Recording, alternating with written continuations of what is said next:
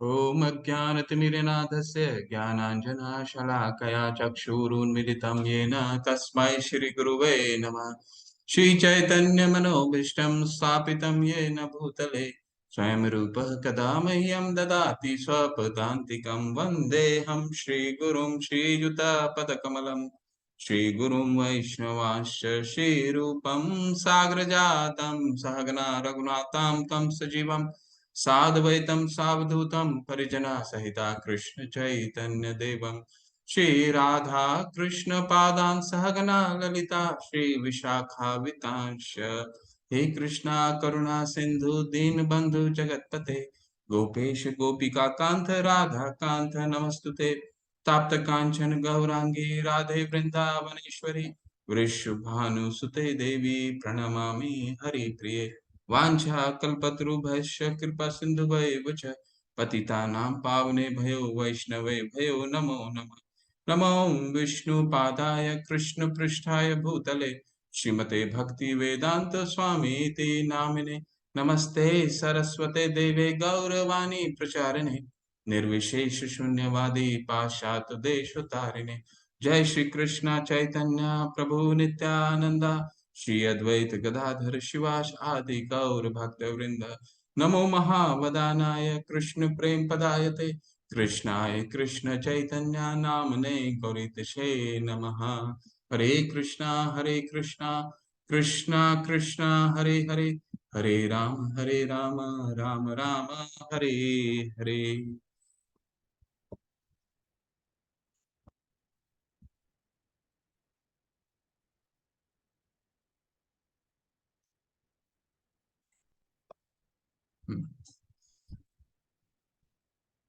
सातवें दिन में आप सबका स्वागत है। आज भक्ति योग आज से लेकर के 12वें अध्याय तक भक्ति योग हम पढ़ेंगे।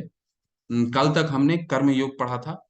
ठीक है, तो और ये गीता का बहुत, ये जो 6 अध्याय हैं गीता का सबसे महत्वपूर्ण अध्याय है। वैसे तो गीता के 18 के 18 अध्याय महत्वपूर्ण हैं, लेकिन ये जो 7 अध्याय है बहुत ही इम्पोर्टेंट है। ये सभी पूरे 18 अध्याय का सबसे विशेष 6 अध्याय में से 6 अध्याय है। और आज का अध्याय है ज्ञान विज्ञान योग। इससे पहले कल क्या हमने पढ़ा था, थोड़ा सा चर्चा कर लेते हैं। कल हमने पढ़ा था ध्यान योग। तो ध्यान योग में भगवान अर्जुन को ध्यान के द्वारा द्वारा क्या प्राप्ति, कैसे योग की प्राप्ति होती है वो बताते हैं। और अष्टांग योग मतलब योग, ऐसा योग जिसमें 8 पद्धतियां हैं। तो हमने कल देखा कई तरह के योग पद्धतियां हमने दिखाने की कोशिश की है।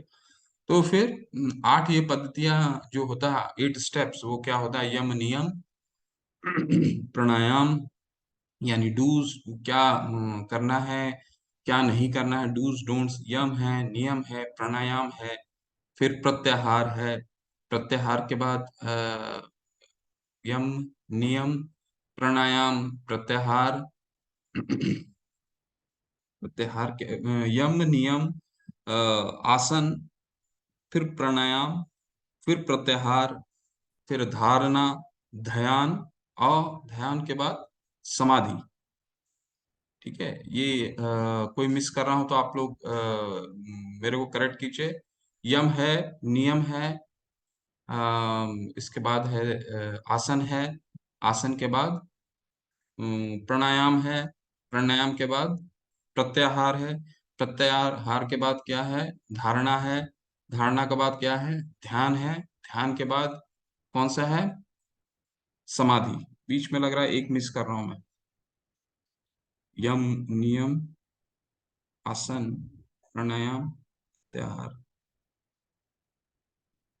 One I am missing. किसी को अगर ध्यान में है तो आप लोग बताइए। समाधि तो सबसे 8 में है।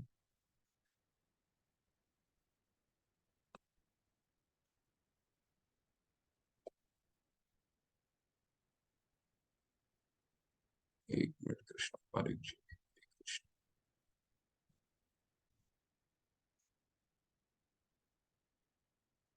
जी, ये,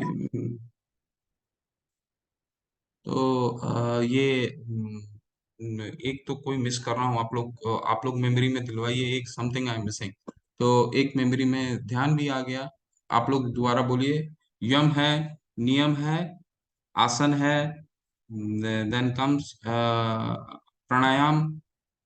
यम, नियम, आसन, प्राणायाम, प्रत्याहार। प्रत्याहार छठे में आना चाहिए। यम, नियम, आसन, यम, नियम, अ, यम, नियम। प्रभु जी, यम, नियम, प्रत्याहार, अ, प्राणायाम, धारणा, ध्यान और समाधि। कितने हो रहे हैं? यम, नियम। 8 हो रहे हैं प्रभु जी, 8 हो रहे हैं। अच्छा, 8 ही हो रहे हैं ना? हाँ जी प्रभु जी। ठीक है, ओके, ठीक है। हाँ, तो ये यम, नियम, आसन, ठीक है, प्राणायाम, प्रत्याहार, धारणा, ध्यान, आसन, ठीक है। तो ये हमने देखा कि यम में क्या होता है, डूज क्या है, नियम क्या है, डूज क्या क्या हमें करना है, योग पद्धति में जो रहते हैं उनको क्या करना है, क्या नहीं करना है, वो यम और नियम हो गए। फिर आसन में हो जाता है शरीर की मुद्राएं, ठीक है। प्राणायाम मतलब हो गया सांस पे कंट्रोल करना। तो इसके बाद प्रत्याहार, यानी कि अपनी जो आपका स्टेटस है, भौतिक स्टेटस है, आप राजा हैं या जो भी हैं, उसको आपको छोड़ना प्रत्याहार बोलते हैं। उसके बाद फिर आता है धारणा, ठीक है। तो मतलब धारणा में हो गया कि आपने भगवान पे अपने भौतिक आसक्ति हो गई, इसके बाद आपने भगवान पे अपने चित्त जो है वो ध्यान स्टार्ट कर दिया।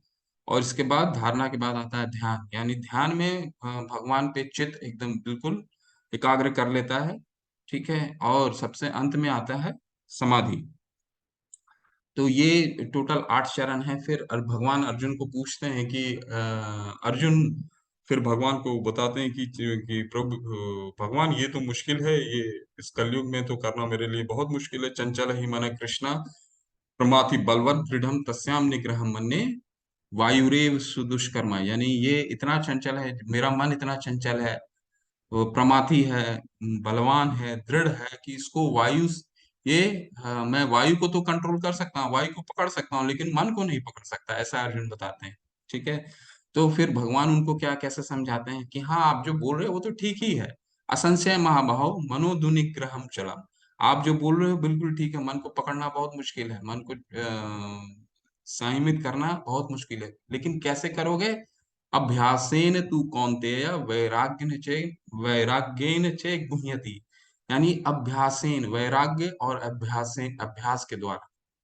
अभ्यास, निरंतर वही चीज बार बार आपको करना होगा। डिसिप्लिन जिसको बोलते हैं, एक ही चीज को बार बार करते रहना होगा। अभ्यासेन तू कौन्तेय, वैराग्य, वैराग मतलब कि विरक्ति।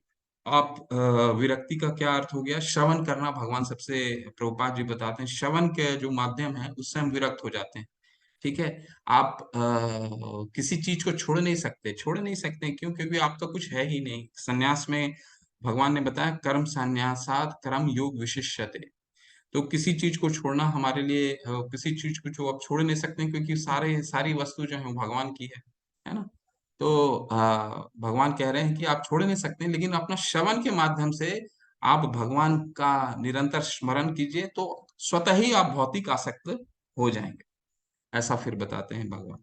इसके बाद सबसे अंत में भगवान बताते हैं कि कौन सा योग जो है सबसे सबसे सबसे अच्छा योग कौन सा है, वो सबसे अंत में भगवान बताते हैं। हमने कर्म योग पढ़ा, ज्ञान योग पढ़ा पढ़ा और ध्यान योग पढ़ा। इसके बाद भगवान बताएंगे कौन सा सबसे श्रेष्ठ योग है। योगी नाम अपि सर्वेशम मत गतिरंतरात्मना, श्रद्धावान भजते यो माम सह में युक्तमो मत।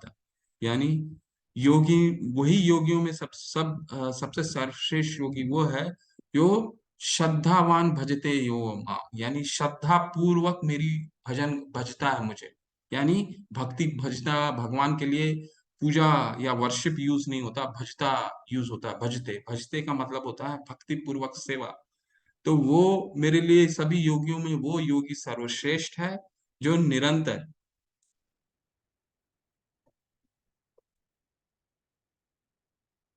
जो निरंतर मेरी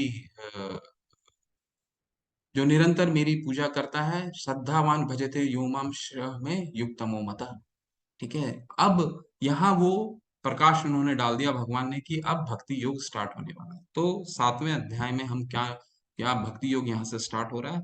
ज्ञान विज्ञान योग, इसको भक्ति योग भी बोलते हैं और ज्ञान युग विज्ञान योग भी बोलते हैं। इसमें हम क्या पढ़ाएंगे, अभी इसमें क्या भगवान बताते हैं। अभी तक हमने क्या पढ़ा कि कर्म फल की आसक्ति, फल से आसक्त होना। अब भगवान इस अध्याय में बताएंगे कर्म में कैसे भक्ति करना है। अभी तक तो फल से आसक्ति बता रहे थे, अब बताएंगे कैसे कर्म में भक्ति करना है।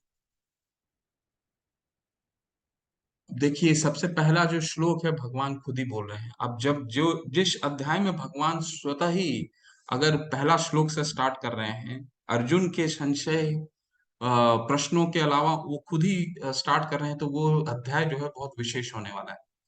तो भक्ति योग में प्रायः वो भगवान ही स्टार्ट करेंगे। पहला तो श्री भगवान उवाचा, बहुत इंपॉर्टेंट श्लोक है। मय्या सक्मना पार्थ योगम युंजन मदाश्रय असंशयम असंशयम सग्रम समग्र माम यथा ज्ञाससी तत्शृणु। श्री भगवान ने कहा, हे पृथा पुत्र, अब सुनो कि तुम किस तरह मेरी भावना से पूर्ण होकर मन को मुझ में आसक्त करके योगाभ्यास करते हुए मुझे पूर्णतया संशय संशय रहित जान सकते हो। तो इसमें पहला जो लाइन है बहुत इंपॉर्टेंट, मैया सक्त मना पार्था योगम युंजन मदाश्रय, यानी योग करते हुए मेरे में कैसे आप आसक्त हो सकते हो, ये आप मेरे से अब सुनो। तत्शृणु।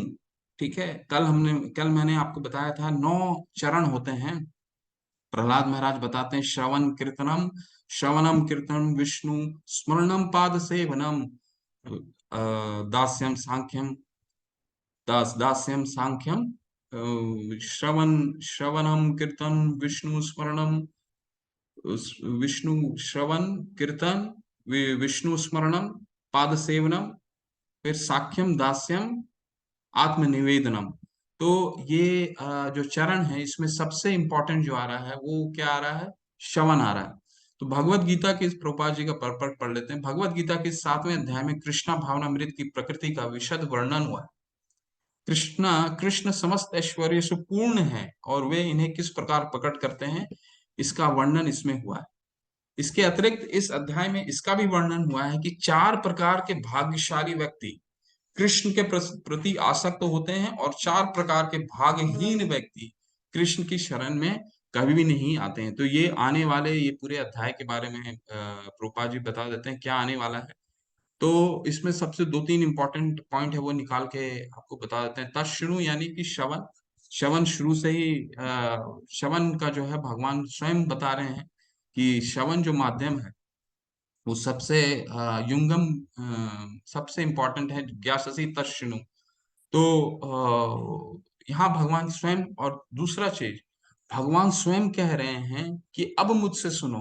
तो इससे बड़ा कोई प्रमाण नहीं हो सकता कि भगवान जो अभी बताने वाले हैं वो कितना इंपॉर्टेंट होने वाला है, जब भगवान स्वतः ही खुद बता रहे हैं कि अब मुझसे सुनो। ठीक है। तो प्रभुपाद जी अपने पर्पट में बताते हैं कि सुनने मात्र से परीक्षित महाराज भागवतम में जब उनको ब्राह्मण पुत्र ने उनको श्राप दिया था कि 7 दिन में के अंदर उनकी मृत्यु हो जाएगी, तो उन्होंने सुख मुनि के सामने, सुखदेव गोस्वामी के सामने सिर्फ एक ही चीज किया कि मुझे ये 7 दिन कैसे रहना है, आप बताइए प्रभु जी। तो सुख मुनि ने सिर्फ एक ही चीज, एक ही मंत्र बताया, वो है श्रवण के माध्यम से। फिर उन्होंने 7 दिन बिना खाए पिए, बिना मल मूत्र त्यागे उन्होंने 7 दिन श्रवण किया, और 7वां दिन फिर उन्होंने अपना शरीर त्यागा। तो श्रवण का बहुत महत्वता है, बहुत महत्व है।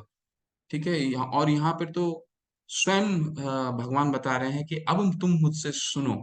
इसलिए गीता इसलिए और भी बहुत ही महत्वपूर्ण हो जाता है जब भगवान स्वयं हमारे को पूरे गीता में बता रहे हैं अब मुझसे सुनो।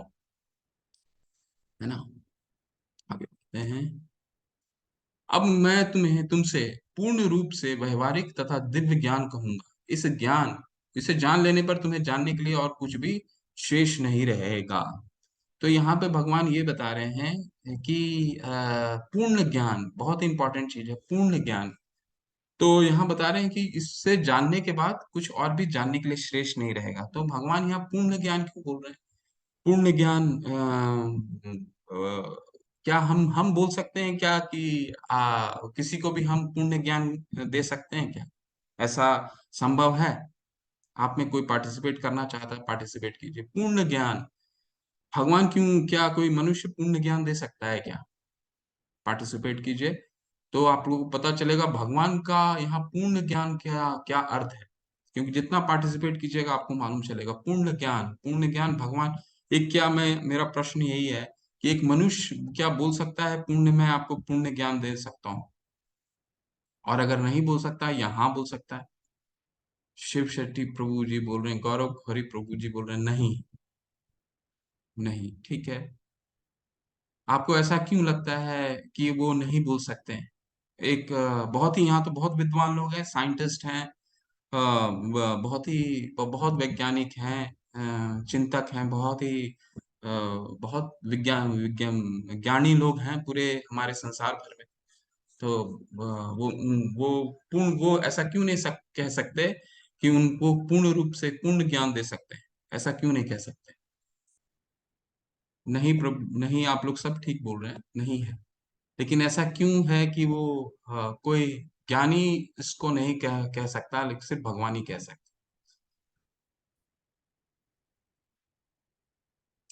क्योंकि मनुष्य की बुद्धि ही इस चीज के केपेबल नहीं है। हाँ गौरव प्रभु जी, आप काफी निकट आए हैं। कुछ भी विषय में हमें लिमिटेड नॉलेज रहता है। ठीक है, क्योंकि मनुष्य का ज्ञान सीमित होता है। जिन्होंने सृष्टि बनाई है उनसे श्रेष्ठ कौन ज्ञान दे सकता है?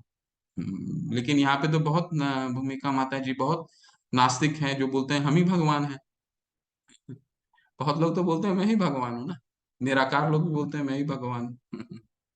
और काफी लोग बोलते हैं कि मैं भगवान हूँ। तो ऐसा ये नहीं कह सकते। काफी लोग बोलते हैं कि मैं भगवान। कोई भी इंसान का ज्ञान, किसी किसी में भी मनुष्य को पूर्ण ज्ञान नहीं होता। आप काफी लोग, क्योंकि हम लोग आदि और अंत नहीं देख सकते। मनुष्य का शस्त्रधार चक्र खुलने पे शायद पूर्ण ज्ञान मिल जाता है। शताक्षी माता जी। ठीक है, चलिए, इस पे आप लोग सब लोगों ने अच्छा पार्टिसिपेट किया। अभी इस पे कोशिश करते हैं, मैं समझाने की कोशिश करता हूँ। तो देखिए, मनुष्य में ना चार दोष पाए जाते हैं। वेद के अनुसार चार दोष पाए जाते हैं। वो चार दोष क्या होते हैं कि हम गलतियां करते हैं। सबसे पहला कि हमारी जो इंद्रियां हैं वो अपूर्ण है। हमारी सेंसेस जो है हम अपूर्ण है। हम जो साउंड है, हम हमारी साउंड सुनने की कैपेबिलिटी क्या है? 0 से 130 हर्ट्ज के आसपास रहता है हमारा। इससे ज्यादा साउंड नहीं हम सुन सकते। तो क्या इसके नीचे साउंड नहीं है या इसके ऊपर साउंड नहीं है? ठीक है। क्या हम सब कुछ देख सकते हैं? क्या हमारी दृष्टि सब कुछ देख सकता है? नहीं देख सकता। हम अपने पीछे देख सकते हैं क्या? यहाँ से कितना दूर हम आगे आगे तक देख सकते हैं? नहीं देख सकते। तो हमारी जो इंद्रियां हैं, सेंसेस हैं, वो इनकम्प्लीट है, अपूर्ण है। जिसके कारण हम भ्रमित हो जाते हैं। ठीक है, भ्रमित हो जाते हैं। और भ्रमित होने के बाद हमारा हम पहला तो हमारा इंद्रिय अपूर्ण है, फिर हम भ्रमित होते हैं, फिर हमें एक चीटिंग प्रोपेंसिटी होती है। हम किसी को धोखा देते हैं। ठीक है, किसी को हम धोखा देते हैं। तो ये जो प्रवृत्तियां हैं, ये जो प्रवृत्तियां हैं, ये हमारे को इनकम्प्लीट बनाती हैं। हमारी सेंसेस इनकम्प्लीट होती हैं, तो हम खुद ही इतने भ्रमित रहते हैं। तो हम कैसे पूर्ण ज्ञान हम किसी को दे सकते हैं? ठीक है, तो भगवान पूर्ण है। पूर्ण मदाय एक वो पूर्ण से पूर्ण है। ठीक है, तो भगवान का जो ज्ञान है इसलिए पूर्ण है क्योंकि हमारा वो उस उनमें असीमित छह भग का हमने अर्थ बताया था। छह उसमें असीमित गुण होते हैं जो पराशर मुनि ने डिफाइन किया था। छह भग, भग धातु से बना हुआ है। छह उन पे बल, असीम बल है। और उसमें एक क्या है? असीम ज्ञान। तो भगवान को क्या ज्ञान क्या है? असीम है, अनलिमिटेड है। और हमारा क्या है? लिमिटेड सेंसेस है। ठीक है, तो लिमिटेड सेंसेस है, हम अनलिमिटेड, हमारे पास ज्ञान नहीं हो सकता। अनलिमिटेड ज्ञान किनके पास है? सिर्फ भगवान के पास है ना। इसीलिए भगवान पे हमें भगवान कह रहे हैं कि मैं पूर्ण ज्ञान दूंगा।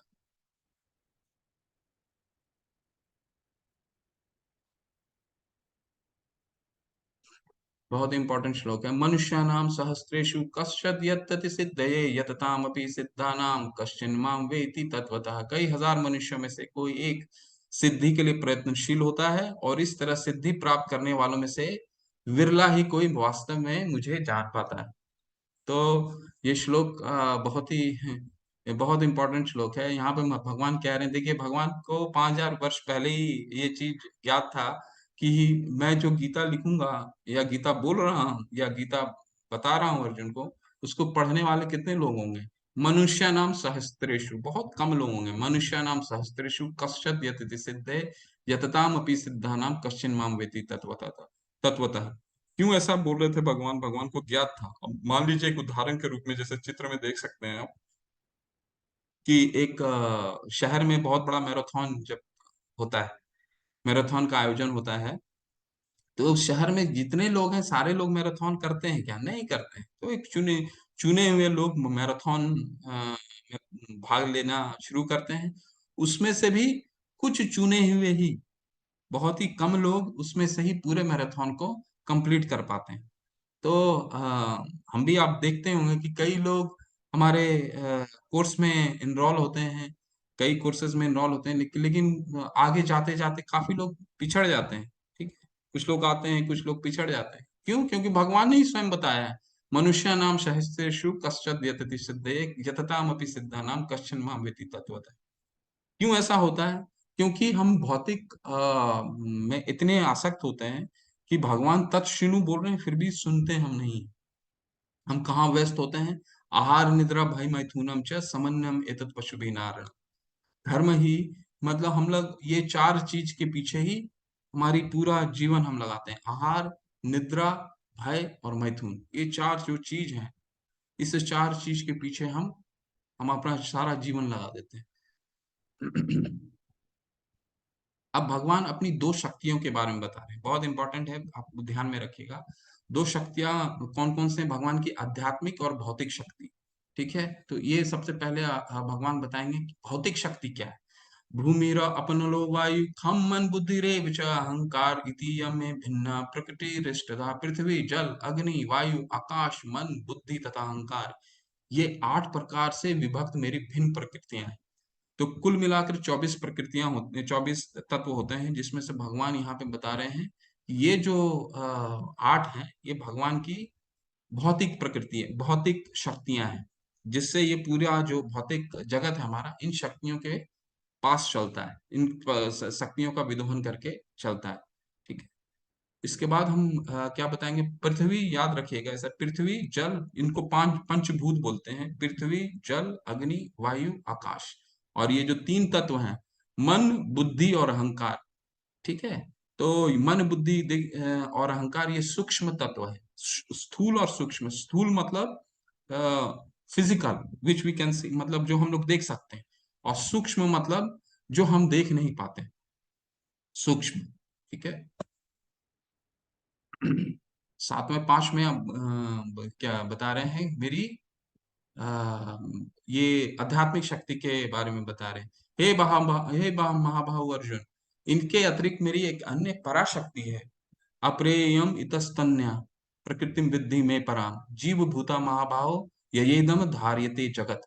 यानी हे महाबाहो अर्जुन, इनके अतिरिक्त मेरी एक अन्य पराशक्ति है जो इन जीवों से युक्त है, जो इस भौतिक अपरा प्रकृति के साधनों का विदोहन कर रहे हैं। यानी अम, ये भगवान की पराशक्ति है। पराशक्ति क्या क्या बोल रहे हैं? आध्यात्मिक शक्ति, जीव, जो हम हैं वो जीव। तो आप लोग ये सोच रहे होंगे, आपके मन में प्रश्न होगा कि जब हम हमारे भगवान स्वयं बता रहे हैं कि यहाँ पे हम भगवान की जो आध्यात्मिक शक्ति हैं वही हैं, तो फिर हम ये इस तरह का कार्य क्यों करते हैं? क्योंकि हमने तीसरे अध्याय में भी पढ़ा था ना, प्रकृति क्रियमान, प्रकृति का जब विदोहन करने लग जाते हैं, तो हम क्या समझते हैं? हम भी ये प्रकृति का पार्ट समझने लग जाते हैं अपने आप। ठीक है, हम भी विदोहन करते करते हमें ये नहीं ज्ञात होता हम भगवान के अंश हैं, ये हम भूल जाते हैं। ठीक है, हम अपने आप को ही शरीर मानने लग जाते हैं, हम आत्मा के स्तर में सोचते ही नहीं। हमें ये समझ में आने लगता है कि हम ये प्रकृति की, प्रकृति के ये तीन गुणों में ये 3 गुणों हम आगे चर्चा करेंगे जब ज्ञान योग का हमारे आएगा 13वां अध्याय से। तो 3 गुणों के अनुसार हम ये प्रकृति में बंध जाते हैं और इसके कारण हम अपने आप को शरीर मानने लग जाते हैं। ठीक है, शरीर मानने लग जाते हैं और भूल जाते हैं कि हम भगवान के अंश हैं। ठीक है, इसी के कारण ये हमारा ये प्रॉब्लम होता है। ठीक है, हम ये मानने लग जाते हैं कि हम इस भौतिक जगत में आए हैं, हमारा काम क्या है? इस प्रकृति का विध्वंस करना हमारा काम है। हम प्रकृति के पार्ट हैं और हम शरीर के साथ ही नष्ट हो जाएंगे। इसलिए बहुत लोग बोलते भी हैं कि जीवन मिला है, इसी को एंजॉय करिए, जीवन जिंदगी ना मिलेगी दोबारा, ऐसा कई लोग बोलते हैं। लेकिन ये सोच धारणा ही गलत है। क्यों? क्योंकि भगवान यहाँ खुद बोल रहे हैं कि जो जीव है वो मेरी पराशक्ति है, यानी मेरी आध्यात्मिक शक्ति है। ठीक है, तो अंश में जैसे आप एक समुद्र का पानी, समुद्र लीजिए, समुद्र का पानी अगर हाथ में उठाते हैं तो अंश के में क्वालिटेटिवली, क्वालिटेटिवली मतलब कि गुण में वो वही रहेगा। जो आपने हाथ में एक बूंद उठाया है या हाथ में जो पानी उठाया है, उसका गुण और एक समुद्र का पानी का गुण एक ही रहेगा, लेकिन मात्रा में फर्क है। ठीक है, मात्रात्मक वो बहुत बड़ा है और हम बूंद जो है बहुत छोटे हैं, लेकिन गुण वही है।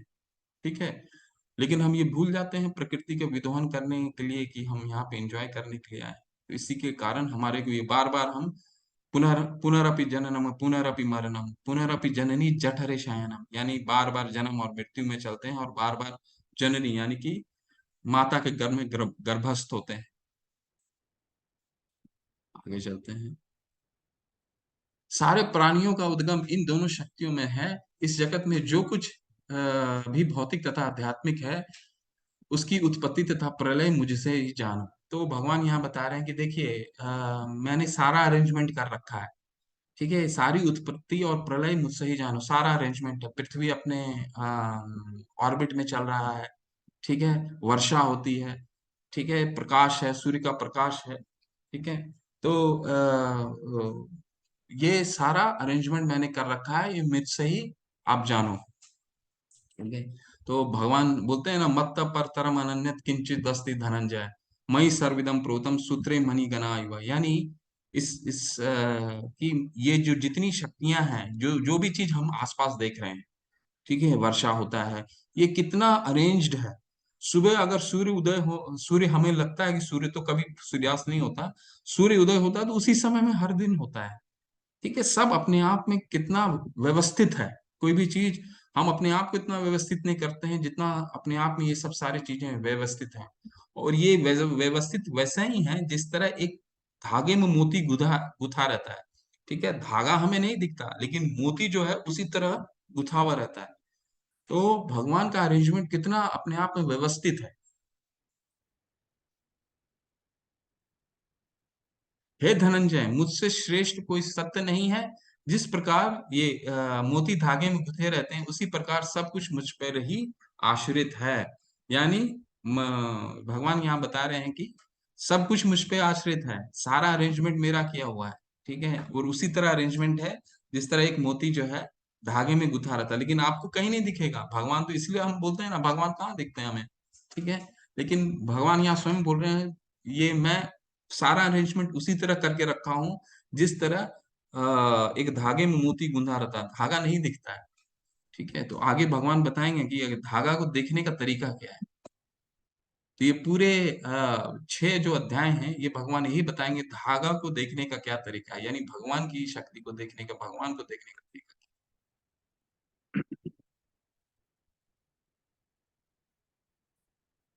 अब देखिए, इसमें अब भगवान अपना बता रहे हैं कैसे देखेंगे।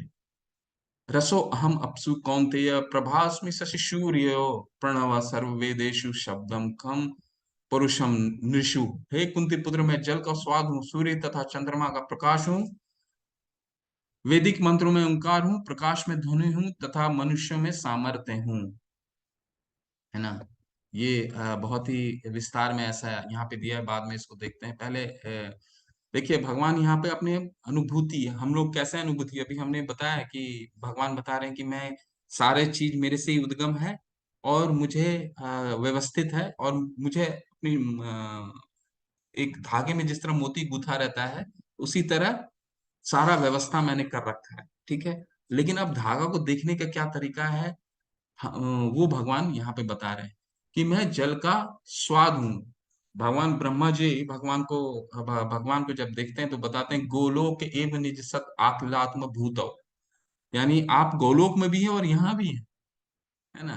तो यहाँ पे भगवान बहुत अच्छा चीज बता रहे हैं कि जिसमें जो बेस्ट है, जिसमें जो भी चीज बेस्ट आपको दिखता है वो मैं हूं, ऐसा यहाँ पे भगवान। आपको अगर भगवान को महसूस करना है तो भगवान खुद तरीका बता रहे हैं कैसे आप महसूस कर सकते हैं, ठीक है। भगवान तो कह रहे हैं जल का स्वाद मैं हूँ, सूर्य तथा चंद्रमा का प्रकाश मैं हूँ, वैदिक मंत्रों में ओंकार में हूँ, आकाश में ध्वनि तथा मनुष्य में सामर्थ्य मैं हूँ।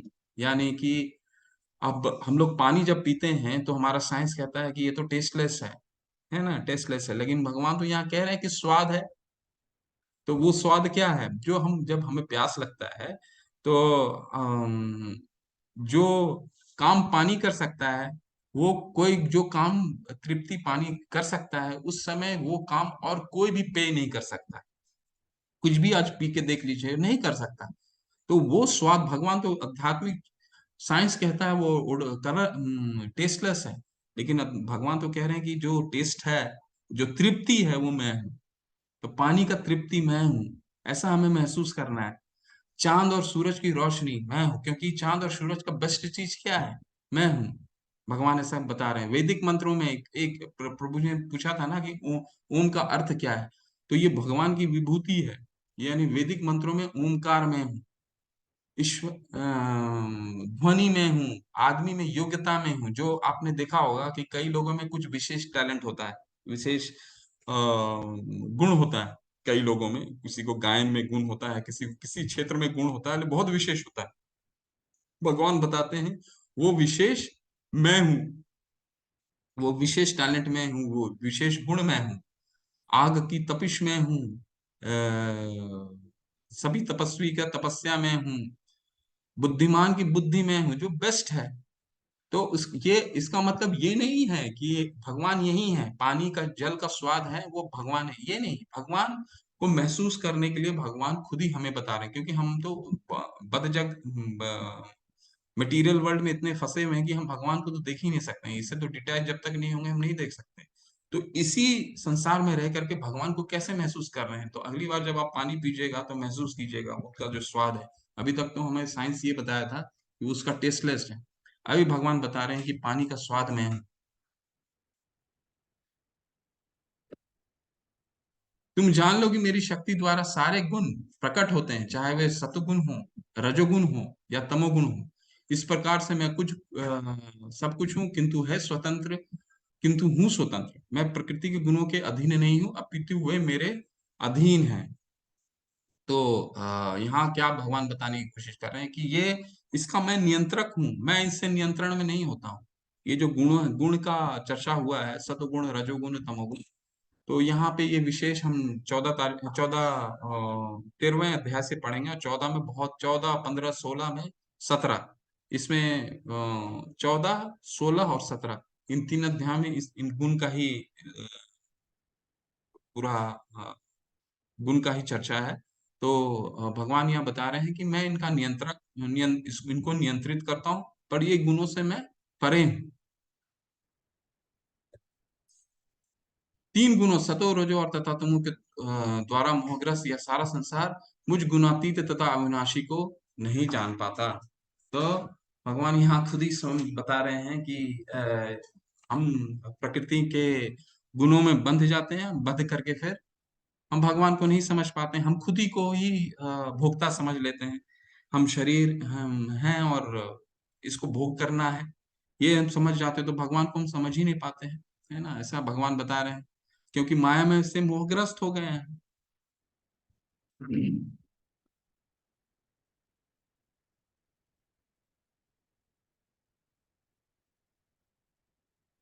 अब देखिए भगवान बहुत अब माया से मोहग्रस्त हो गए हैं, तो अब भगवान उसका इलाज भी बता रहे हैं।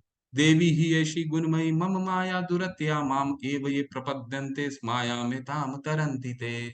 प्रकृति के तीन गुणों वाली इस मेरी देवी शक्ति को पार कर पाना कठिन है। देखिए, पहले भी मैंने आपको बताया, जब भगवान बताते हैं श्लोक तो पहले में बीमारी बताते हैं और दूसरे में उसको इलाज बताएंगे। तो पहला क्या बताया उन्होंने, देवी ही ऐसी गुणमयी मम माया दुरत्या, यानी कि इसको पार करना पाना बहुत कठिन है, लेकिन इसका इलाज क्या है, मामएव ये प्रपद्यन्ते माया मेताम तरन्ति ते, किंतु जो मेरे शरणागत हो जाता है वे सरलता से इसे पार कर जाता है।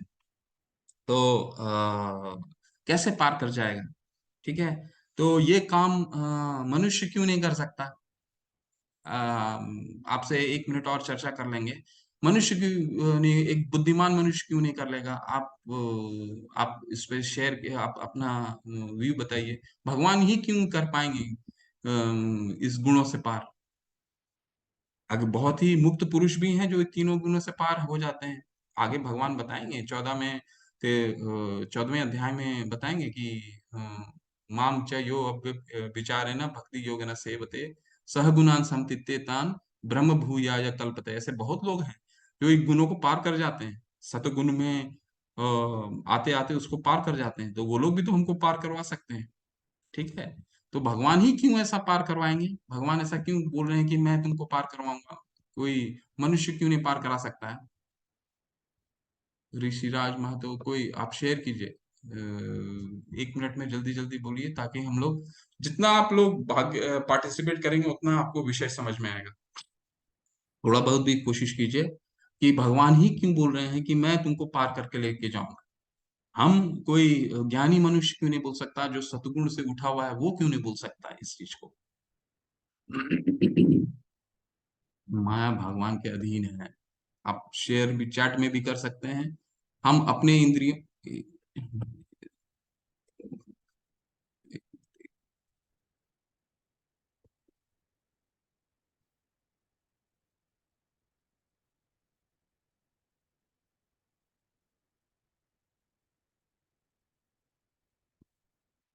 जी हम अपने इंद्रियों के जाल में फंसे होते हैं, मोह माया में। साक्षी माता जी, ठीक है आपका, अच्छा है। क्योंकि ज्ञानी मनुष्य भी मोह में फंस जाता है। आपका बहुत ही आपका उत्तर अच्छा है, शिवी शेट्टी माता जी।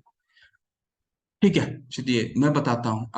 अब समझिए कि भगवान आगे बताएंगे जो भी ये 3 गुणों हैं, 3 गुणों में भी लोग फंसा रहता है। अभी कोई एक मनुष्य को एक भी मान लीजिए कोई कैदी है, उसको आप हाथ पांव बांध दीजिए, सारे मनुष्य हाथ पांव बंधे हुए हैं, तो उसको पार कौन कराएगा, उसको पार वही। हाँ, कृष्णा पारेख जी, आप प्रभु जी, आप हैंड रेस किए हैं, बताइए। आपने हैंड रेस किया है कृष्णा प्रभु जी,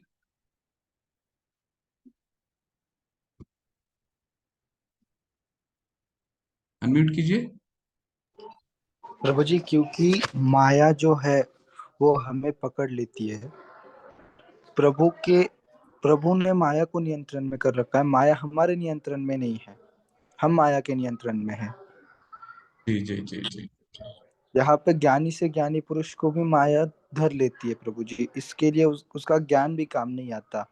अगर माया को पीछे छोड़ना है तो हमें प्रभु की भक्ति ही करनी पड़ेगी, क्योंकि यहाँ पे हर एक बार, हर पुराण, हर वेद शास्त्रों में यही कहा है कि हरेर नाम एव केवलम, कलौ नास्ते व नास्ते व गतिरन्यथा। और ये वर्ड 3 3 बार कहा गया है, और शास्त्रों में जो 3 3 बार कहा जाता है तो उसका महत्व जो है वो और भी बढ़ जाता है।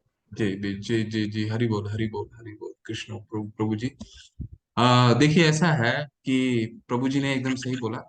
आप किसी को कोई कैदी है, उसका हाथ पांव सबको बांध दीजिए, ठीक है। हाथ पांव बांध देने के बाद सारे कैदी हैं यहाँ पे, क्योंकि आगे हम पढ़ेंगे कि ये जो 3 गुण हैं, सतोगुण जो है वो सुख और ज्ञान से बंधता है, ठीक है। जो सबसे उच्च का कोटि, बाकी का 2 ज्ञान, बाकी का तो छोड़ दीजिए। रजोगुण तृष्णा समुत समद्भवम, यानी वो तो तृष्णा तृप्ति और आसक्त इतना रहता है, तो वो तो ऐसे ही बंधा रहता है। और जो तमोगुण है, प्रमोद प्रमाद आलस्य निद्रा, ये 3 चीजों से बंधा रहता है वो। लेकिन सतोगुण जो है वो भी सुख और ज्ञान से बंधा रहता है। तो सारे तो यहाँ पे कैदी हैं, तो उनको छुड़ाने वाला कौन है, छुड़ाने वाला वो हो सकता है जिनका हाथ और पैर नहीं बंधा है, ठीक है। तो वही छुड़ा सकता है जो बिल्कुल फ्री है। तो इसको सिंपल सामान्य रूप से समझने की कोशिश करिए, और वो कौन है, सिर्फ भगवान है। क्योंकि यहाँ से लेकर के ब्रह्मा जी तक सारे भव बंधन में है। ब्रह्मा जी का भी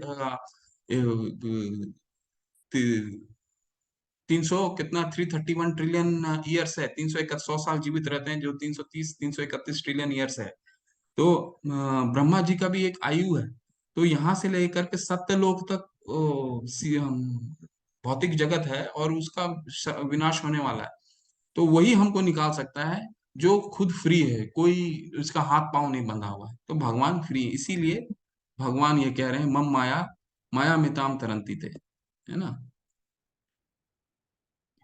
अब यहाँ भगवान बताएंगे चार कौन से ऐसे लोग हैं जो मेरे शरण में नहीं आते हैं, और चार ऐसे कौन लोग हैं जो मेरे शरण में आते हैं। न माम पहले ये पढ़ते हैं कौन भगवान के शरण ग्रहण नहीं करता। न माम दुष्कृतिनो मूढ़ा प्रपदन्ते नराधमा माया पृत ज्ञाना आसुरम भाव माशिता। जो निपट मूर्ख है, जो मनुष्यों में अधम है, जिनका ज्ञान माना माया द्वारा हर लिया गया है, जो असुरों की नास्तिक प्रकृति को धारण करने वाला है, ऐसे दुष्ट मेरी शरण ग्रहण नहीं करते। तो चार लोगों के बारे में यहाँ पे भगवान ने बताया जो भगवान की शरण नहीं ग्रहण करते। बहुत ध्यान से सुनिएगा, है ना। न माम दुष्कृतनो मूढ़ा, मूढ़ा, मूढ़ा का मतलब मूर्ख। मूर्ख कौन है? प्रभुपाद जी बताते हैं वो जो सुबह से शाम तक काम करता रहता है, 8 बजे से सुबह 8 बजे निकलता है ऑफिस के लिए और 8 बजे रात को घर में पहुंचता है। उसका सिर्फ एक ही, उससे आप पूछेंगे कि आप तुम क्या कर रहे हो, तो मैं बहुत बिजी हूँ जी। ठीक है, आठ सुबह से 8 बजे निकलता है, शाम को 8 बजे घर में पहुंचता है, और जीवन ऐसे ही निकाल देता है। और जितना धन संग्रह करता है, जितना धन संग्रह करता है, क्योंकि उसके पास तो समय ही नहीं है, तो जितना धन का एकत्रित करता है उसको व्यय करने के लिए पास भी उसके पास समय नहीं है। ठीक है, और अंत में जब उस शरीर त्यागता है तो सारा धन, क्योंकि शरीर त्यागने के बाद धन धरा के धरा रह जाता है, वो तो आपके परिवार में ही बटेगा। तो उसको प्रभुपाद जी समझा बताते हैं ऐसे लोग जिनको सिर्फ भौतिक आसक्ति के पीछे भाग रहे हैं और धन इकट्ठा करने के विषय में सुबह से शाम भाग रहे हैं, वो है मूढ़ा, पहला। सेकंड है नराधमा। नराधमा कौन है? नराधमा, नर में अधम, मतलब सबसे गिरा हुआ, नर में अधम। तो ये कौन है? ये वो लोग हैं जो जिनके पास सारा सुख सुविधा उपलब्ध है, जिनको ये भी मालूम है भगवान कौन है, जिनको ये भी मालूम है मंदिर में जाकर के श्रद्धा पूजा करनी चाहिए, मंदिर में जाकर के भगवान से भेंट करना चाहिए, सब उनको मालूम है, पर वो समय ही नहीं निकाल पाते। ठीक है, समय ही नहीं निकाल पाता। और ऐसे प्रभुपाद जी बताते हैं 99.99% लोग पूरे विश्व भर में ऐसे ही हैं, जिनको मालूम, जिनके पास सारी सुख सुविधा है, जिनके पास पर्याप्त सोर्स है, इसके बावजूद उनको ज्ञान भी है। ऐसा नहीं कि उनको ज्ञान नहीं, वो जानते हैं कि मंदिर में भगवान है और भगवान श्रेष्ठ है, फिर भी समय ही नहीं निकाल पाते। थी थर्ड कैटेगरी क्या था? माया अपहृत ज्ञान, जो बहुत ज्ञानी है, साइंटिस्ट हो गए, दार्शनिक हो गए, जो जिनको ज्ञान तो है, जिन्होंने शास्त्रों का भी अध्ययन कर लिया, लेकिन वो भगवान को भगवान नहीं मानते, भगवान को एक सामान्य पुरुष के रूप में मानते हैं। ठीक है, तो ऐसे बहुत लोगों को मैं भी जानता हूँ, आपने भी मिल रखा हो, मिला हो, आपने भी आप लोग भी मिले होंगे, जो उनके पास ज्ञान है लेकिन भगवान को भगवान नहीं मानते। तो भगवान ऐसे लोगों के बारे में स्वयं बता रहे हैं कि ऐसे लोग भगवान की शरण ग्रहण नहीं करते। और फोर्थ कैटेगरी कौन सा है? आसुरम। आसुरम कौन होता है? असुर, जो नास्तिक है और भगवान से द्वेष करता है। वो क्या तुम भगवान भगवान कुछ नहीं होता। ऐसे बहुत लोग मिलते हैं, हमारे परिवार में भी काफी लोग हैं जो बोलते हैं भगवान वगैरह कुछ नहीं होता।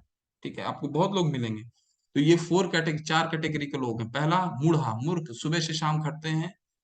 ठीक है, ध्यान में रखिए इसको, मूढ़ा, सुबह से, और उनके पास अपने लिए भी और किसी और के लिए भी समय नहीं होता, और सिर्फ धन एकत्रित करने में समय गुजारते हैं। नराधम, जो 99.9% लोग, प्रभुपाद जी बताते हैं, वो ये हैं जिनके पास पर्याप्त सुविधाएं उपलब्ध हैं, भगवान के बारे में जानकारी भी है, बस समय नहीं है। चौथा, थर्ड, मायाकृत ज्ञान, जिन्होंने जिनके पास ज्ञान जिन्होंने अर्जित कर लिया है, जिन्होंने शास्त्रों का भी ज्ञान है, पर भगवान को भगवान ही मानते हैं और सामान्य पुरुष मानते हैं। ठीक है, जैसे हमने बताया था ना कि भगवान तो दो लीलाएं करने के लिए आते हैं, एक तो लौकिक, एक अलौकिक। ठीक है, तो उनको तो लौकिक ही दिखता है, भगवान माखन चुरा रहे हैं तो मैं भी चोरी कर सकता हूँ। भगवान ग्वाल बालों के साथ खेल रहे हैं तो मैं भी खेलता हूँ, तो भगवान क्या विशेष हुआ है? लेकिन वो उनकी अलौकिक शक्ति को नहीं देखते हैं। जब 5 वर्ष की उम्र में ही वो गोवर्धन पर्वत उठा लिए, कहीं कितने असुरों को उन्होंने मारा, वो अलौकिक शक्ति को उनको ज्ञात नहीं है। और चौथा कैटेगरी क्या, आसुरन, जो भगवान से द्वेष करते हैं, ठीक है, भगवान से ईर्ष्या करते हैं, भगवान को नहीं जानते, भगवान से को बोलते हैं भगवान नहीं होता कुछ। अब ये जो चीज है ये बहुत है, आप अपने आप में होमवर्क कीजिएगा आप लोग, आप अपने आप को देखिएगा कि आप लोग कौन है, इसमें से हम किस में आते हैं। चातुर ये चार उनके बारे में भगवान बताएंगे जो भगवान के शरण लेते हैं। चतुर्विधा भजन्ते माम जना सुकृतो अर्जुना आर्तो जिज्ञासु अर्थार्थी ज्ञानी च भरत ऋषभ। इसमें चार, हे भरत श्रेष्ठ, चार प्रकार के पुण्य आत्मा मेरी सेवा करते हैं, आर्थ जिज्ञासु अर्थार्थी तथा ज्ञानी। इस लोगों की चार श्रेणियां हैं। वे जो लोग पीड़ित हैं, वे जिन्हें धन की आवश्यकता है, वे जिन्हें जिज्ञासा और जिन्हें परम सत्य का ज्ञान है। ये सारे लोग विभिन्न परिस्थितियों में परमेश्वर की भक्ति करते रहते हैं। शुद्ध भक्ति निष्काम होती है और इस उसमें किसी लाभ की आकांक्षा नहीं रहती। तो भगवान इसमें चार लोगों के बारे में बता रहे हैं। वो चार लोग कौन हैं? चतुर्विधा भजन्ते माम जना सुकृतो अर्जुना। आर्तो, आर्तो मतलब होता है जिनको किसी तरह का दुख है, दुख के कारण भी हम भगवान के पास जाते हैं कि भगवान हमको सहायता करेंगे, ठीक है, आर्थ हो। दूसरा है जिज्ञासु, जो जो जिज्ञासा करना चाहता है। हाँ, हमने तो सुन रखा भगवत गीता तो बहुत अच्छा ग्रंथ है, चलो हम पढ़ते हैं इसमें क्या लिखा हुआ है। ऐसे लोग हो गए जिनके पास कुछ जिज्ञासा करने की इच्छा होती है, वो जिज्ञासु हो गए। आर्थी, आर्थी मतलब जिसको धन की आवश्यकता है, ठीक है, जिसको धन की आवश्यकता है। ये सारे भगवान के भक्त हैं, लेकिन किसी ना किसी कारण से, किसी सकाम कर्म, अपनी इच्छा के कारण भगवान के पास जा रहे हैं। ज्ञानी, थर्ड कौन सा हो गया? आर्थी यानी धन के लिए, और चौथा ज्ञानी, जो भगवान के विषय में ज्ञान अर्जित करना चाहता है, ठीक है। तो ये जो चार लोग हैं, ये भगवान क्या शरण ग्रहण करते हैं। अब इसको कुछ कुछ उदाहरण से समझने की कोशिश करते हैं जो शास्त्रों में लिखा है। देखिए, ये सबसे पहला जो चित्र है, गजेंद्र भगवान का भक्त था, हाथी था, और इसको अ, मगर ने मगर ने इनके पैर को पकड़ लिया, तो काफी तकलीफ में थे ये, बहुत दिनों तक भगवान का भक्त था, बहुत दिनों तक, क्योंकि वैसा हाथी तो सर्वश्रेष्ठ होता है जमीन में, लेकिन जल में तो का मगर ही सर्वश्रेष्ठ होता, मगर भारी पड़ता हाथी पे। तो हाथी पे गजेंद्र के उन्होंने पकड़ लिया था, तो भगवान को जब पुकारे तो वो अ, भगवान उनकी मदद के लिए आए, ठीक है। तो ये पहला कैटेगरी हो गया। फिर द्रौपदी का भी जब चीर हरण हो रहा था, तो चीर हरण के वक्त उन्होंने अपना संपूर्ण प्रयास किया। जब वो प्रयास में असफल रही, भगवान को उन्होंने पुकारा। जो जो भी तकलीफ में होता है और वो बुलाता है, तो वो आर्त हो गया, ठीक है। फिर यह तीसरा चित्र में देखिए, ये व्यासदेव की पत्नी थी, जिन्होंने सुखमुनि सुखदेव गोस्वामी को जन्म, सुखदेव गोस्वामी जो है क्या है, 12 वर्ष तक वो, क्योंकि वो निराकार भगवान पे विश्वास करते थे, तो 12 वर्ष तक वो माता के गर्भ से बाहर ही नहीं आए। तो माता उनकी बहुत गर्भ पेन में थी। क्यों वो गर्भ से बाहर नहीं आए? क्योंकि उनको भय ये था कि बाहर आ जाएंगे तो फिर हम ये भौतिक आसक्ति में फंस जाएंगे, ठीक है। तो ये भी इस तरह के लोग आरती, किसी पेन को, किसी को अपना व्यथा को के लिए भगवान के पास जाते हैं। फिर आते हैं ये परीक्षित महाराज हैं। परीक्षित महाराज हो गए जिज्ञासु, ठीक है। ये भगवान इनको 7 दिन का जब ब्राह्मण पुत्र ने दिया 7 दिन का, तो ये सुखमुनि के पास गए और इन्होंने पूरा भागवतम सुना। भागवतम इन्हीं का कन्वर्सेशन है बिटवीन सुखमुनि एंड परीक्षित महाराज, ठीक है। और फिर आते हैं ध्रुव महाराज। ध्रुव महाराज अपने पिता से बहुत उनकी सौतेली माँ थी, सौतेली माँ ने उन्हें बहुत ही उनका इंसल्ट किया, तो उन्होंने अपनी माँ के पास गए। अपनी माँ से उन्होंने बोला कि भगवान मुझे अपने पिता से भी ज्यादा बड़ा राजा बनना है। तो उनकी माता बोली कि ठीक है, जाओ, मैं तो नहीं कर सकती इसमें आपका मदद, आप भगवान से मांगो। फिर भगवान की वो तपस्या दो, उन्होंने पूछा अपने माता से कहाँ मिलेंगे भगवान, तो उन्होंने मजाक में बोला जाइए आप जंगल में भगवान मिलेंगे। और वो चले गए, 5 वर्ष के छोटे बालक, ये जो आपको चित्र देख रहे हैं ना, 5 वर्ष, तो जाओ जंगल में तपस्या करो। तो जंगल में गए और वो तपस्या में फिर वो नारद मुनि उनको दर्शन हुआ, और फिर उन्होंने बहुत घोर तपस्या की, और फिर नारायण भगवान आए। फिर ध्रुव महाराज बोलते हैं कि मैं कांच का तलाश कर रहा था और हीरा मुझे मिल गया। तो ऐसे लोग क्या कर रहे हैं, ये क्या हुए, आर्थी, आर्थी मतलब धन के लिए। ठीक है, फिर या फिर सुग्रीव, सुग्रीव जो हुए, उनके जो पत्नी थी और उनका राज्य था, बलि ने, उनके भाई जो थे बलि, उन्होंने ले लिया था, तो वो भी भगवान राम के पास गए थे। और अंत में आते हैं ज्ञानी, जो नैमिषारण्य के ऋषिगण थे, जो सूत गोस्वामी से भागवतम सुनने के लिए गए, ऐसे लोग ज्ञानी। तो ये 4 कैटेगरी हैं जो भगवान के शरण में आते हैं। तो आप लोग होमवर्क करके रखिए, कल इस पे चर्चा करेंगे कि कल आप लोग इस अपने आप को किस में देखते हैं। अब भगवान बताते हैं ये जो 4 लोग हैं, इनमें सर्वश्रेष्ठ कौन है। तेषां ज्ञानी नित्य युक्ता एक भक्ति विशिष्यते प्रियो ही ज्ञानिनो अर्थम अर्थमहम स च मम प्रिय। इनमें से जो परम ज्ञानी है वह और शुद्ध भक्ति में लगा रहता है, वह सर्वश्रेष्ठ है, क्योंकि मैं उससे अत्यंत प्रिय हूँ और वह मुझे प्रिय है। तो इन 4 में से जो ज्ञानी है, भगवान बता रहे हैं वो विशेष है। वो क्यों विशेष है, उसका कारण भगवान बताते हैं। क्यों, क्योंकि ज्ञानी पहले तो क्या करता है, उसका एक ही मकसद होता है, ज्ञानी भगवान का ज्ञान अर्जित करता है। और जब ज्ञान अर्जित करते करते क्या होता है, एक समय आता है, ज्ञान, हमने ज्ञान योग में पढ़ा था ना, एक समय आता है जब उसको ये पता चल जाता है कि मैं आत्मा हूँ, और शरीर और आत्मा जो है वो दोनों का भेद मालूम पड़ जाता है। शरीर अलग है, आत्मा अलग है, वो उनको भेद मालूम पड़ जाता है। इसके बाद धीरे धीरे उसको परमात्मा का साक्षात्कार होता है, परमात्मा के साक्षात्कार होता है, और भक्ति में फिर वो लग जाता है, और धीरे धीरे उसको फिर भगवान का साक्षात्कार होता है। उसको कोई भौतिक लाभ के लिए वो भगवान को नहीं जानना चाह रहा है, ये भगवान यहाँ बताने की कोशिश कर रहे हैं। अब उदाहरण के रूप में जब वर्ल्ड वॉर 2 हुआ था ना, तो यूरोप में चर्च जितने थे, चर्च में बहुत लोग पूजा करने जाते थे।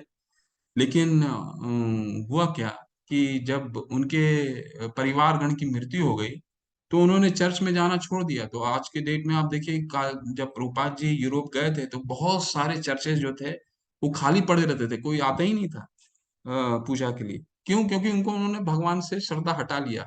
तो ऐसा हो सकता है कि ये जो 3 कैटेगरी के लोग हैं, आर्थ अर्थार्थ और जिज्ञासी, ये कभी इनका पतन हो सकता है, क्योंकि ये भौतिक आसक्ति के लिए जा रहे हैं, कोई चीज के लिए इनको कुछ भगवान से चाहिए। किसी को धन चाहिए, किसी को जिज्ञासा चाहिए, किसी को कोई तकलीफ, दुख तकलीफ में है, उसका उसको पूरा नहीं होता है, तो वो छोड़ सकते हैं। जैसे वर्ल्ड वॉर में जब इनका परिवारजनों की मृत्यु हो गई, तो सब क्षुब्ध हो गए कि मैं अब क्यों जाऊंगा, मेरा तो जो जिसके लिए मैं जाता था भगवान ने वो पूरा पूर्ण किया ही नहीं, है ना। तो इसीलिए ज्ञानी जो है किसी कारण से नहीं जाता भगवान के बारे में जानने के लिए जाता है, और धीरे धीरे उसको भगवान का आत्म साक्षात्कार भी होता है। लेकिन ये आत्म साक्षात्कार जो होता है वो बहुत समय के बाद होता है। तो भगवान यहाँ बता रहे हैं, बहुनाम जन्म नामन्ते ज्ञानवान व प्रपद्यते वासुदेव सर्वमिति स महात्मा सुदुर्लभ। अनेक जन्म जन्मांतर के बाद जिसे सचमुच ज्ञान होता है, वो मुझको समस्त कारणों का कारण जानकर मेरी शरण में आता है, ऐसा महात्मा अत्यंत दुर्लभ है। तो ब्रह्मा जी बताते हैं ब्रह्म संहिता में, पंथाष्ट कोटि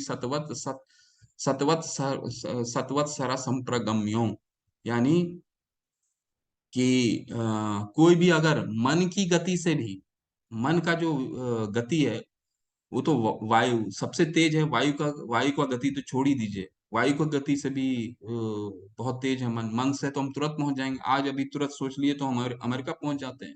ठीक है, तो मन के गति से भी कोई अगर भगवान को जानने की कोशिश करेगा, तो कई सहस्त्र साल लग जाते हैं, और तब वो भगवान के जस चरण के अग्रिम भाग तक पहुंच सकता है। ये ब्रह्मा जी बताते हैं। और यहाँ भगवान भी खुद ही बता रहे हैं कि बहुनाम जन्मनाम अन्ते ज्ञानवान मां प्रपद्यते। जो ज्ञानी है वो तो भगवान बता रहे हैं सर्वश्रेष्ठ, पर उनको मेरे तक पहुंचने में बहुनाम जन्मनाम थे, बहुत जन्म लग जाता है। पहले तो भगवान के बारे में जानेगा, फिर उनका पहले परमात्मा को दर्शन करेगा, फिर जानेगा, फिर भक्ति में रत रहेगा, फिर वेदों का और अध्ययन करेगा, तब फिर भगवान के बारे में ज्ञात होगा उसको। तो बहुत समय लगता है। जिनकी बुद्धि भौतिक इच्छाओं द्वारा मारी गई है वे देवताओं की शरण में जाते हैं। अब भगवान यहाँ बता रहे हैं कि जिनकी बुद्धि जो अब कुछ देवताओं के बारे देवता का चर्चा करेंगे यहाँ पे, कौन देवताओं के पास जाते हैं, ऐसा चर्चा आएगा अभी। जिनकी बुद्धि भौतिक इच्छाओं द्वारा मारी गई है वे देवताओं की शरण में जाते हैं और वे अपने अपने स्वभाव के अनुसार पूजा विशेष विधि का पालन करते हैं। मैं प्रत्येक जीव के हृदय में परमात्मा स्वरूप स्थित हूँ। जैसा कि कोई देवता किसी देवता की पूजा करने की इच्छा करता है, तो मैं उसकी श्रद्धा को स्थिर करता हूँ, जिससे वह किसी उसी विशेष देवता को भक्ति कर सके। तो भगवान यहाँ क्या बताने की कोशिश कर रहे हैं? भगवान बता रहे हैं कि कोई किसी की अगर भौतिक इच्छा है तो भगवान को पूजता है, देवताओं को पूजता है, ठीक है, देवताओं को पूजता है।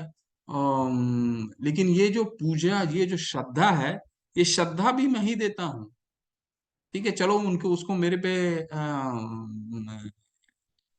पे बिलीव नहीं है, देवताओं की पूजा करता है, ठीक है।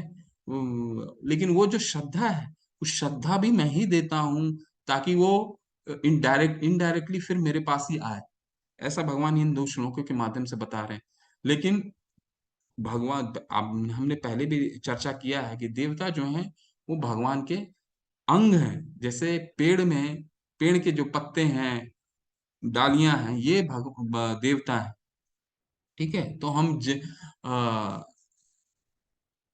पेड़ में जल डालने के जगह हम अ, अगर पत्तों में डालेंगे तो वो तो बहुत देर के बाद फिर जड़ में पहुंच भी सकता है या नहीं भी पहुंच सकता है। तो भगवान, देवताओं से हमें क्या मांगना है?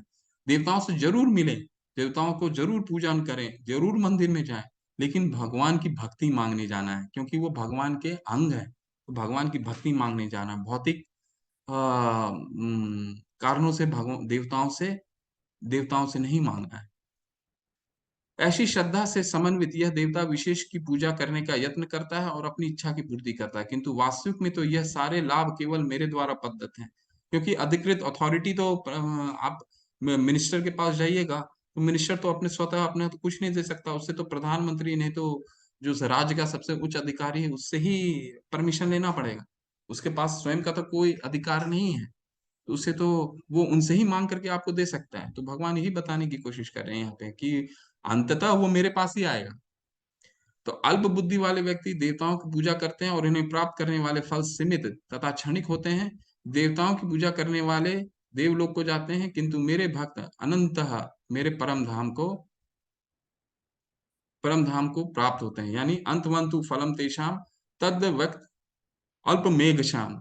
यानी कि देवताओं की जो पूजा करते हैं, क्योंकि देवताओं तो देवलोक में है, वो भी तो भौतिक जगत में आया, उनका भी एक सीमा है, उनका भी छिन्न होना है। जब उनका, कल मैंने समझाया था ना, आध्यात्मिक बैलेंस जो है, उनका पुण्य जब छीन हो जाता है तो वो भी धरातल में वापस आ जाते हैं। ठीक है, तो जब वही शाश्वत नहीं है, तो फिर उनके द्वारा दिया हुआ जो फल है वो कैसे शाश्वत रह सकता है? उनका शाश्वत नहीं रह सकता। तो भगवान से हमें क्या मांगना है? देवताओं से क्या मांगना है? भगवान की भक्ति करनी है। ठीक है, तो ठीक उसी तरह मान लीजिए आपने इस हाथ को पोषण, इस उंगली को पोषण देना है, तो उंगली को क्या पोषण आप दे सकते हैं? खाना खिला सकते हैं। तो आपको सिर्फ अपने पेट को ही खाना देना होगा, ताकि पूरा पोषण जो है पूरे शरीर को प्राप्त हो। इसीलिए आप अगर भगवान को पूछते हैं तो स्वतः ही सारे अंग को, सारे उनके जो अंग हैं, उनको स्वतः ही उनकी पूजा हो जाती है। बुद्धिहीन मनुष्य मुझको ठीक से न जानने के कारण सोचते हैं कि मैं, यानी भगवान कृष्ण, पहले निराकार था और अब मैंने इस स्वरूप को धारण किया है। वे अपने अल्प ज्ञान के कारण मेरी अविनाशी तथा सर्वोच्च प्रकृति को नहीं जान पाते। तो यहाँ पे भगवान पहले तो देवताओं के बारे में बताएं, अब भगवान निराकार जो ब्रह्म ज्योति में लीन होने की बात करते हैं, उनको भगवान बता रहे हैं कि अव्यक्त, वो मेरी, पहले तो वो मुझे समझते हैं कि मैं निराकार था, मैं एक सिर्फ ज्योति हूँ, अब साकार हो गया हूँ। ठीक है, जबकि भगवान चौथे अध्याय में बता चुके हैं, अजो अपि सन अव्य आत्मा भूता नाम ईश्वरोपि सन प्रकृति स्वामी अधिष्ठाया स्वभावाम्य आत्मया, यानी जो मेरा जन्म है अविनाशी है और दिव्य है, और हर युग में मैं प्रकट होता हूँ। उन्होंने स्वयं ये बताया है इस चीज को। इसके बावजूद निराकारवादी क्या कहते हैं? वो कहते हैं कि भगवान तो पहले निराकार थे, अब साकार हो गए हैं।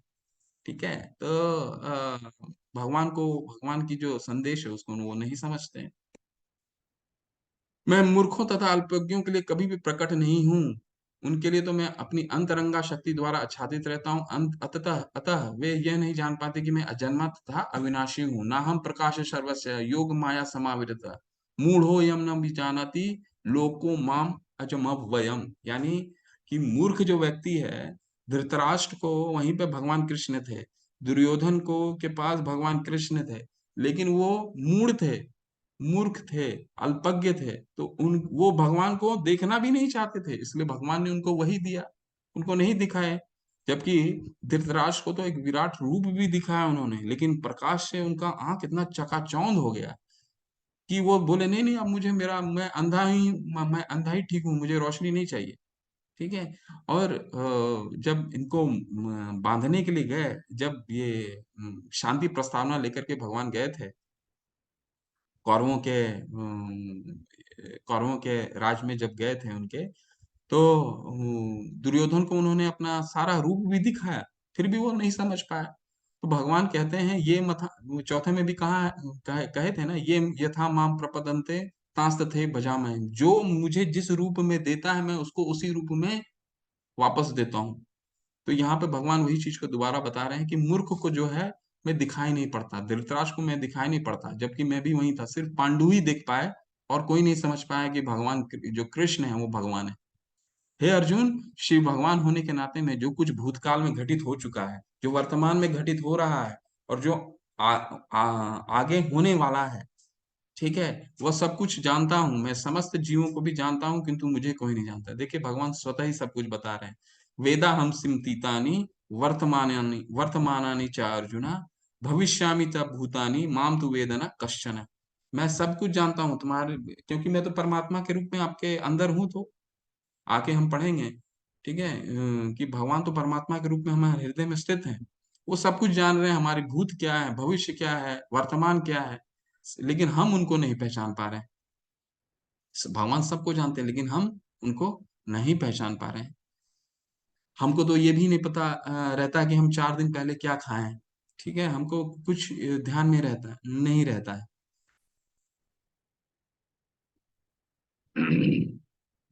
अब यहाँ पे भगवान बता रहे हैं कि भगवान की दृढ़ता पूर्व भक्ति कौन कर सकता है।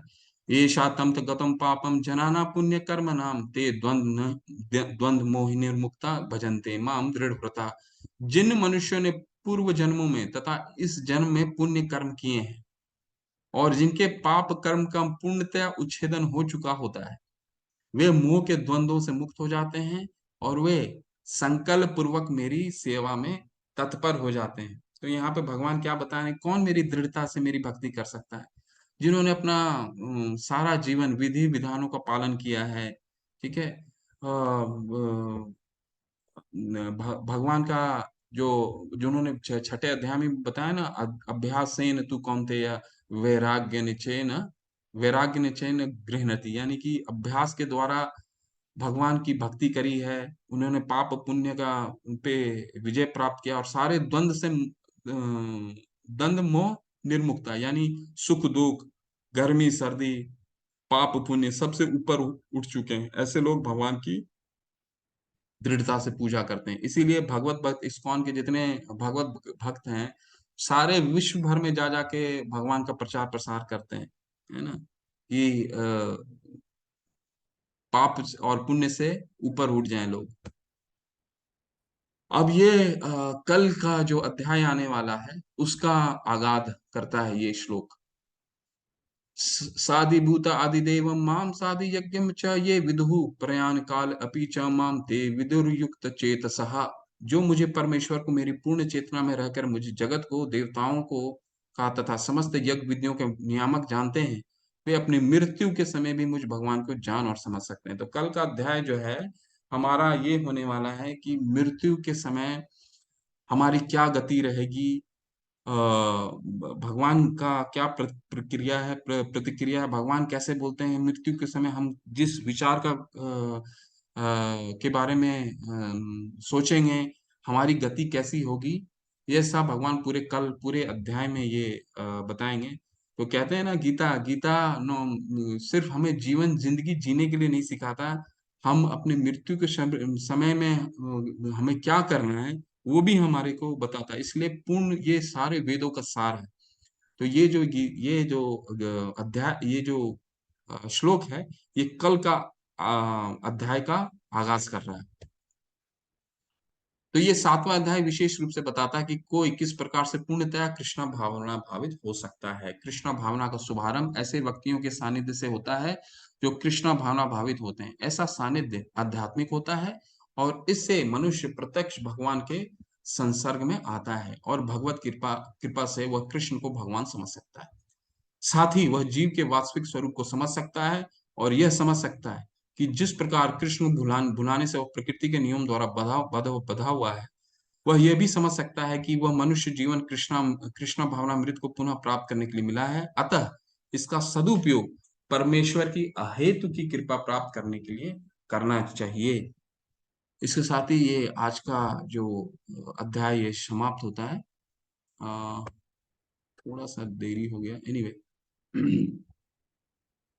हाँ, तो आप लोग कल ये चतुर्विधा भजन्ते माम जना सुकृतो अर्जुन, आर्थो अर्थार्थी जिज्ञासी जिज्ञासु ज्ञानी च भरत ऋषभ, ये चार ये जो श्लोक है इसमें खुद का मंथन करके आइएगा अपने आप को आप कहाँ रखते हैं।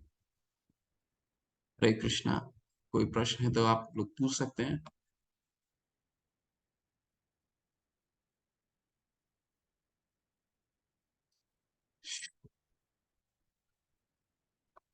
किसी का कोई प्रश्न है?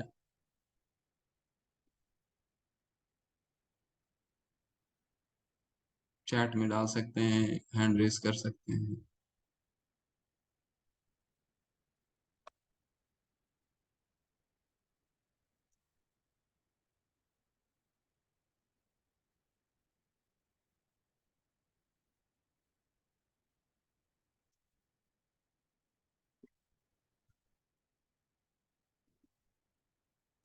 अमरजीत प्रभु, क्या what is different between God and देव?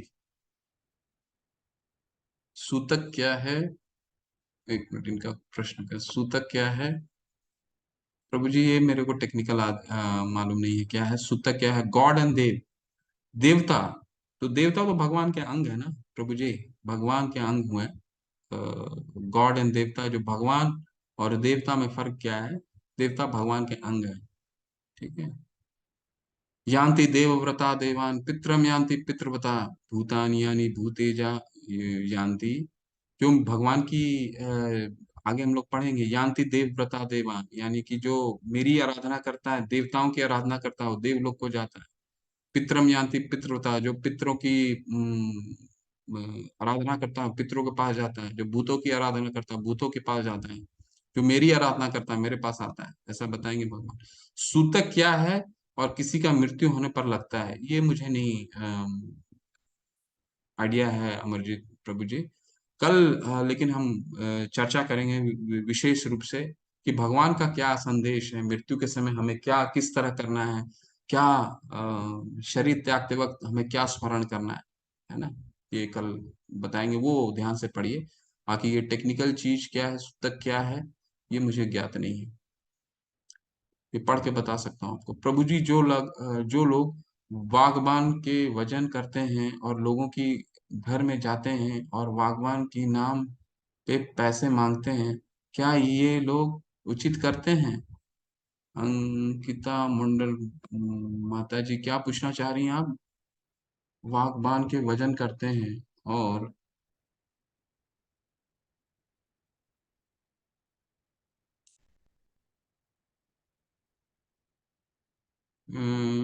भगवान के आप हैंड रेस करके पूछिए। माता जी, मैं आपके प्रश्न को समझ नहीं पा रहा हूँ। प्रभु जी, जो वो लोग बागबान के, आप अपने आप को अनम्यूट कीजिए, हैंड रेस कीजिए। प्रभु जी, जो लोग बागबान के वजन करते हैं और लोगों के घर में जाते हैं और बागबान की नाम पे पैसे मांगते हैं। प्रभु माता जी, सीधा अभी सतोगुण में दान का आएगा। सतोगुण दान, रजोगुण दान, तमोगुण दान, इस हम 17वें अध्याय में पढ़ेंगे। वो दान, सतोगुण में दान किसको कहते हैं, रजोगुण में जो दान क्या होता है, तमोगुण में दान किनका हैंड रेस है, रुकिए।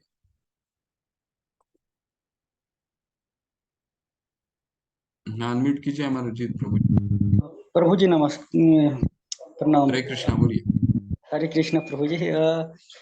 उनका क्वेश्चन है कि कोई किन्हीं के यहाँ सत्यनारायण स्वामी का पूजा करवाने जाते हैं, तो ब्राह्मण जो लास्ट में होते हैं वो दक्षिणा के रूप में मांगते हैं कुछ उस। बिल्कुल, वो वो उचित है माता जी, बिल्कुल वो ब्राह्मण को दान देना बिल्कुल उचित है। क्योंकि अगर आप कोई भी यज्ञ में अगर ब्राह्मणों की दान नहीं हुआ तो वो यज्ञ जो है वो तमोगुनी यज्ञ होता है। दान बहुत ही इम्पोर्टेंट है। हम पूरे दान के बारे में विषय जो है पूरा चर्चा करेंगे 17वें अध्याय में। सतोगुणी दान क्या होता है, तमोगुणी दान क्या होता है, रजोगुणी दान क्या होता है। तो ब्राह्मणों को यज्ञ के बाद उनको दान देना बिल्कुल सही है, वो सतोगुणी दान है। अगर नहीं दान देते हैं तो आपका यज्ञ जो है अपूर्ण और तमोगुणी यज्ञ होता है।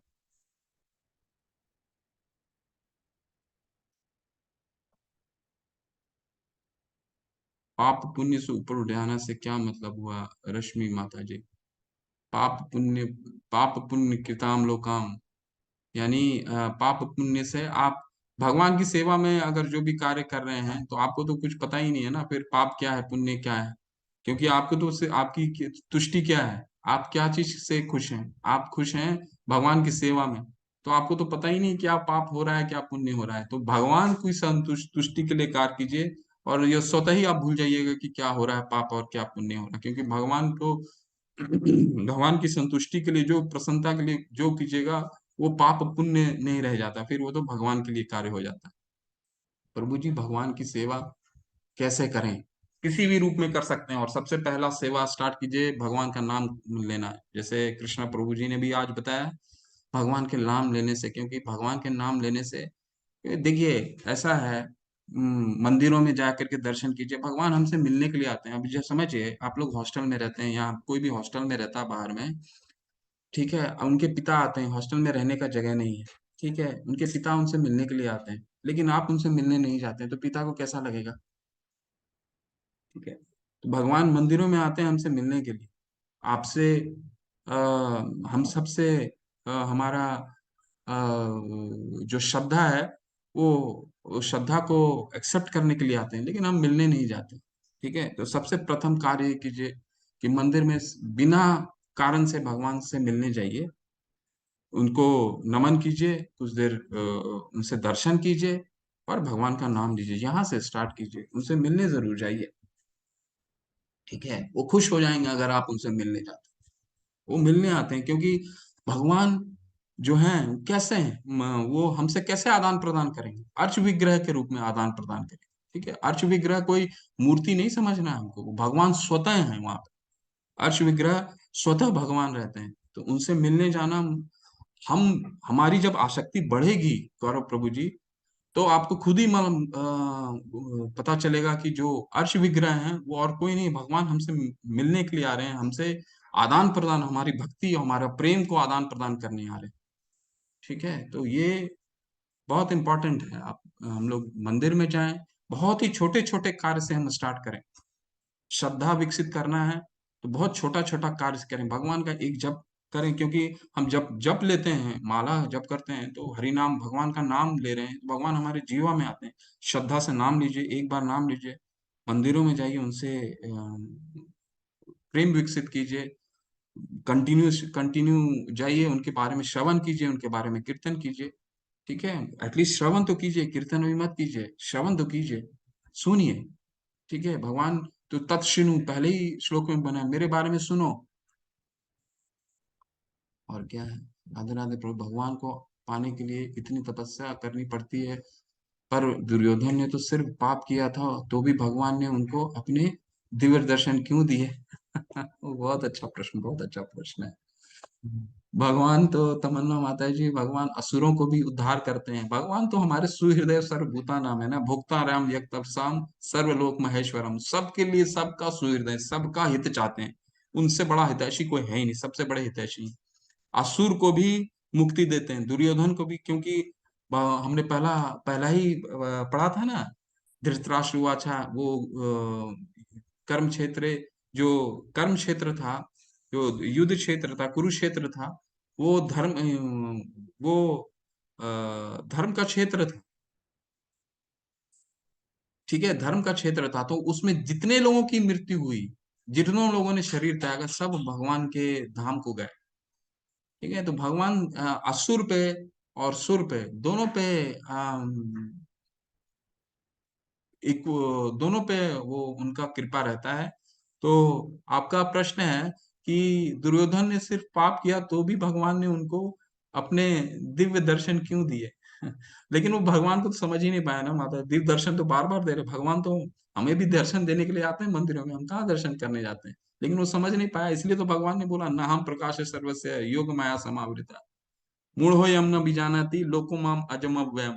ठीक है, मूढ़ लोग तो समझ ही नहीं पाते, मैं दर्शन देने बार बार आता हूँ, सबको आता हूँ। दुर्योधन तो द्वापर में था, हम दुर्योधन तो आज कलयुग में सारे भरे पड़े हैं। ठीक है, एक दुर्योधन था। हमारे यहाँ तो कितने लोग हैं, हर घर में आपको एक दुर्योधन दिखेगा। कितने लोग जाते हैं मंदिरों में दर्शन करने के लिए। ठीक है? तो भगवान तो सबके दर्शन देने के लिए आते हैं, लेकिन जो भगवान को दर्शन नहीं देना चाहता, वो भगवान ये यथा माम प्रपदन्ते तांस्तथे भजामि, उनको उसी तरह वापस करते हैं। ठीक है, अब इसलिए करते हैं क्योंकि अ, अगर उनको जबरदस्ती भगवान बोलेंगे कि नहीं मेरे पास आओ, मेरे पास आओ, मेरे पास आओ, तो वो उनको और ईर्ष्या भगवान से बढ़ जाएगा, जैसे दुर्योधन का बढ़ गया था। ठीक है, पर दुर्योधन को कितना समझाने की कोशिश की, कहाँ वो समझ आया। ईर्ष्या, और उसकी ईर्ष्या जो है और बढ़ते चला गया भगवान के प्रति। प्रभु जी, अगर किसी के घर में कोई श्री कृष्णा जी की आराधना नहीं करता है, परंतु दूसरे भगवान की पूजा करते हैं, फिर भी उनके, क्या, एक मिनट, फिर भी उनके घर में कोई भागवत भक्त कैसा जन्म ले सकता है? देखिए माता जी, हम सबकी एक प्रारब्ध होता है, क्योंकि भगवान ने तो ये बताया है ना, सबका एक प्रारब्ध, प्रारब्ध, प्रारब्ध मतलब अ, बीजम कुटम प्रारब्ध, ये हम अपने, हमारी जो जन्म होता है, हम हमारे पूर्ण पूर्व जन्मों में हमने क्या कर्म किए हैं, उसके हिसाब से हमारे को अ, हमारी हमारा जन्म होता है। ठीक है, तो ये हम नहीं तय कर सकते कि हमारे घर में ये क्यों कैसे आ गया, वो कैसे आ गया। ये उसके पूर्व कर्मों का, प्रकृति क्रियमाणानि गुणे कर्मणि सर्वशः, यानी वो उसका कर्म है जिसके कारण वो आपके पास आया है, आप डिसाइड ही नहीं कर सकते। अब भगवान ने उसके लिए क्या नियोजित किया है, हो सकता है आपका जो घर हो बहुत ही धनवान घर हो, बहुत ही शांति का घर हो, जहाँ पे उस, अगर भगवत भक्ति कर रखा उसने, कल तो हमने पढ़ा था ना कि पाप पुण्य किताम लोकाम, कि अगर थोड़ी सी भी भक्ति कर रखा होगा उसने पिछले जन्म में, तो उसको अच्छे घर में जगह मिलेगा, ताकि वहां फिर से वो भक्ति कर सके। तो हम डिसाइड नहीं कर सकते कोई कहाँ किस रूप में जन्म लेता है, ये भगवान डिसाइड करते हैं। और किसका प्रश्न है?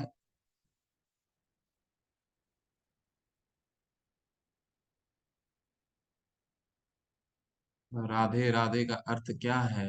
राधे राधे तो माँ आलादनी शक्ति है, राधा भगवान की आलादनी शक्ति है अमरजीत प्रभु जी।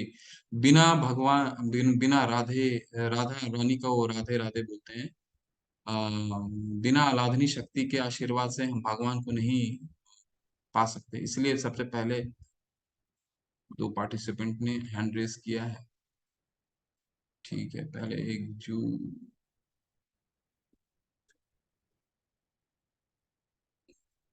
बोलिए, अनम्यूट कीजिए आप लोग। राधे कृष्णा प्रभु जी। हरे कृष्णा माता जी, बोलिए।